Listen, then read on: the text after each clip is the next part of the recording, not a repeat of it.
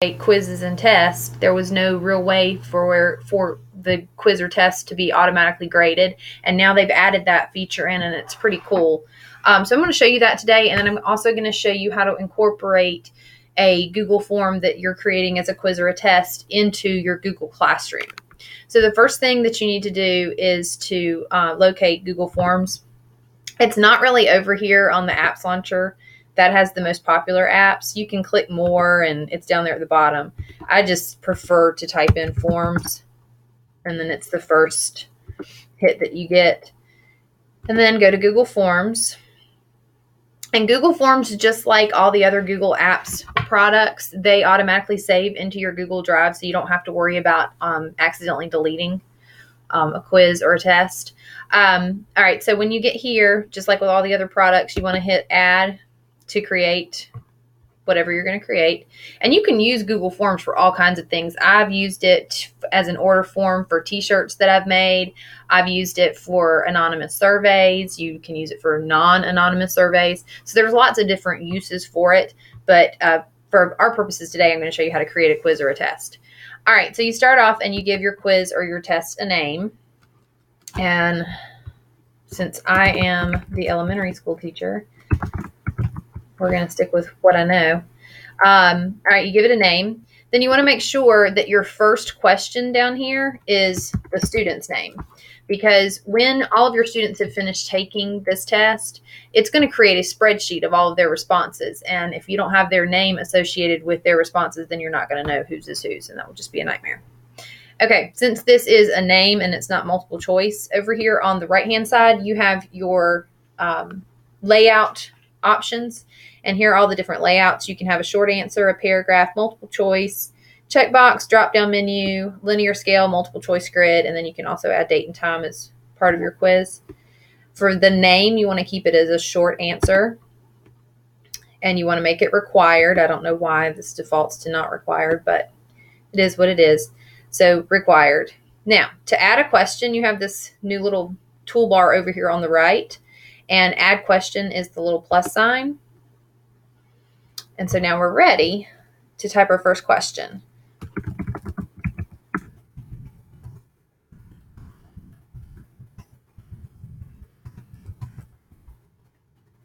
Okay, so I'm going to keep mine as a multiple choice quiz. When you click option 1, you can type in your first choice. Click the next add option down here at the bottom.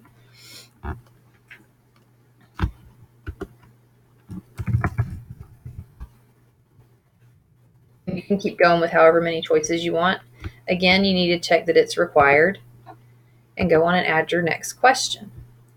The cool thing about Google Forms now is you don't just have the option of adding written questions or written choices. You can also now add images and links to YouTube, which is pretty neat. I'm going to go ahead and show you a quiz that I created before I started recording this video. This is a mammals quiz. You can see, again, I've got name up here, and then my first choice is a written multiple choice. And then down here, you can see that I've given them visual choices for the next question.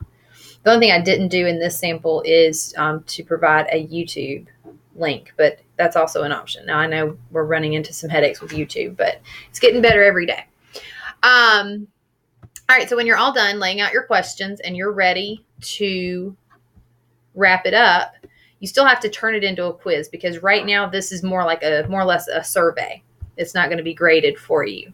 So when you're finished, you go to this little gear right here, and the first thing that pops up is the general menu. And you notice the first thing that's checked is to restrict this to only Greenville County School District users, and you want to keep that checked. That means that only users that are signed into their greenvilleschools.us account will have access to this, regardless of whether there's a link to it in your classroom. So that's pretty important for security purposes. The rest of this stuff, you do want to limit to one response. That way they can't go back and change their answer. And you do not want the students to be able to edit after they submit. Okay, and then you want to click on the quizzes tab, and you just turn it on to say, make this a quiz. And then you have some stylistic things down here. Do you want the students to have their grade released to them as soon as they submit the quiz? That's the default. This is up to you. Or you can select to have their grades provided to them after you've had a chance to review it. Right here where it says respondents can see, do you want them to be able to see the missed questions, the correct answers, and the point values? Those are all defaulted to yes, but again, it's your quiz. You can design it any way you want to. And when you're finished, hit save. And now when we go back to our quiz that we were working on, when you click on one of your questions, now you have this little answer key piece that pops up here at the bottom. You need to click on that for each one of your questions that you want to be graded. And the first thing you're going to do is you're going to provide the correct answer. And then you're going to assign a point value to that question. And go down to the next question and do the exact same thing. You click on it, click answer key, select the correct answer, and give it a point value. Okay. Now, when you're done with that part, you can actually take a look at what your quiz looks like, what your students will be able to see. And notice there's a submit button down here, and that submit button is very important because if they don't submit it, you obviously won't be able to see it, nor will it be graded. So go back to the form itself by clicking the little pencil, and now you're ready to send it. So we're going to hit send.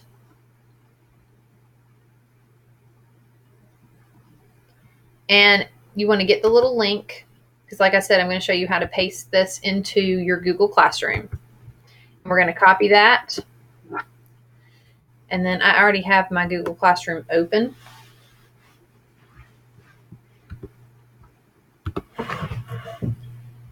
All right, so the first thing you want to do is hit the little plus sign because we're adding something. Create an assignment. Give your assignment a name. Make sure that you have logged into the correct class. Notice right here it's telling you where it's going to post it. Yours is probably going to say something like first period, second period. All right, so there are a couple things while we're creating this assignment that are important. First of all, if you are assigning this quiz to multiple classes and you don't want to have to create multiple quizzes or multiple versions of the same content quiz, you want to make sure that you don't assign this quiz before the class starts, because the students who are in your Google Classroom could get access to the quiz and study the answers or find the answers before the quiz, before they take the quiz during your class. So, and then you also, there is no feature right now, and I'm kind of not happy about this, but there's no feature right now to lock the quiz after the class, meaning there's no way to make it so that students can't go back in there after the class is over and take the quiz. So, for example, if you have a student that's absent today and you're going to give this quiz, you don't want that student that's absent to be at home with his textbook and be taking the quiz at the same time. So you can't lock the quiz, but you can provide a due date and a due date time for the assignment. And I'm going to show you how to do that really quick. It's not that hard at all. All right, so right here, it says due. And right now it's defaulted to no due date. So if I'm giving this quiz today and I'm going to pretend like I'm giving it during fifth period, I'm going to select today's date. And fifth period ends at 1:55, so I'm going to say 1:55. All right, so anything that a student tries to submit to this particular assignment after 1:55, they'll still be able to submit it, but it's going to flag it as late. And that gets flagged on my end because I get a date and a time stamp for each and every assignment that you do in Google Classroom and in Google Forms. And that way we'll know that that student was trying to submit that after it was due. All right, so we still have to paste the assignment because right now we just have the title. We're going to grab this little link right here, and that's where you're going to paste that link that we got over here when we hit the send button. Okay, and we want to hit add. And then before you hit assign, you want to hit this drop down menu. This is where you hide the assignment until you want it visible during a certain class period. So we want to schedule. We want to pick today's date, and I don't want this visible until 1 o'clock or whenever the class period is that you're assigning this to. You don't want it visible before the class starts. And then hit schedule. And so now if you look up here at the top, let me scroll down just a little bit. You see I've got some other assignments down here. These are visible. When you see your little screenshot, sorry, there's the bell. When you see your little screenshot, whatever this is called right here, that means it's something that's visible. These up here, notice it says scheduled post. This means that your students will not be able to see this before 1 p.m.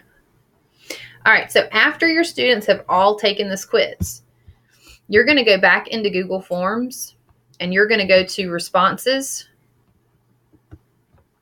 And see, right now, nobody has taken my quiz. So let's just take the quiz real quick. Let's pretend like we're a student. My name is Sample Student. Okay. And we'll answer one right and we'll answer one wrong just so I can show you what it does. And we want to submit that. Okay. Now, this is what the students are going to see when they submit their quiz as well. They can view their score, and notice it tells you automatically up here, you got 10 out of 35 points.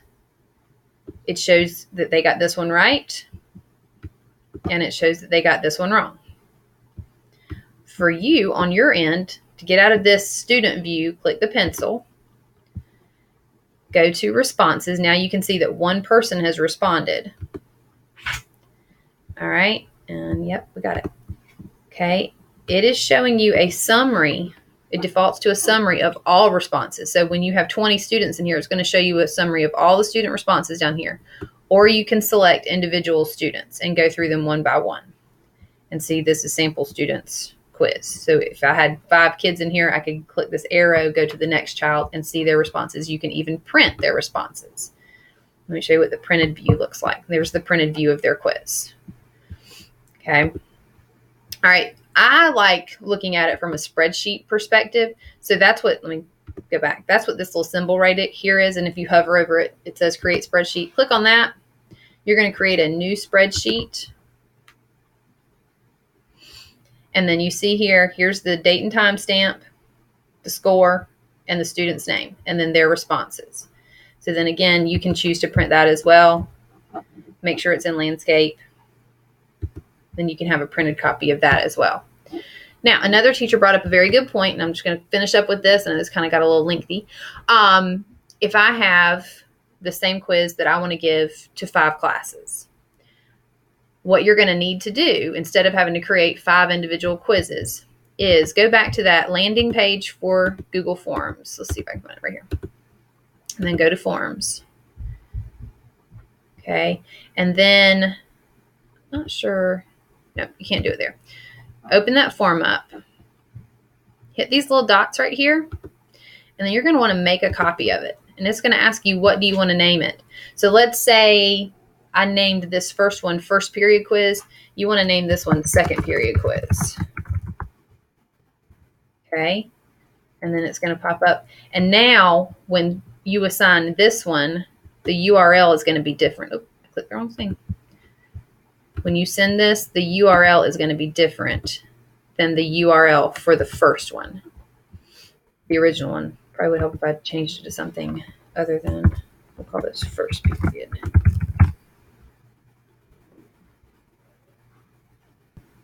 So what you'll need to do is go and make however many copies you need for however many classes you're giving this to. You'll need a copy for each class. And that way, when each class period takes that quiz, you'll have a separate spreadsheet of responses for each class. And I hope this was helpful. Y'all let me know if you're interested in trying this out. It's a wonderful way for you not to have to sit down at night and grade individual quizzes, because I know that gets very daunting. Hopefully you'll give this a try. And just let me know if you want me to help you. Thanks, guys.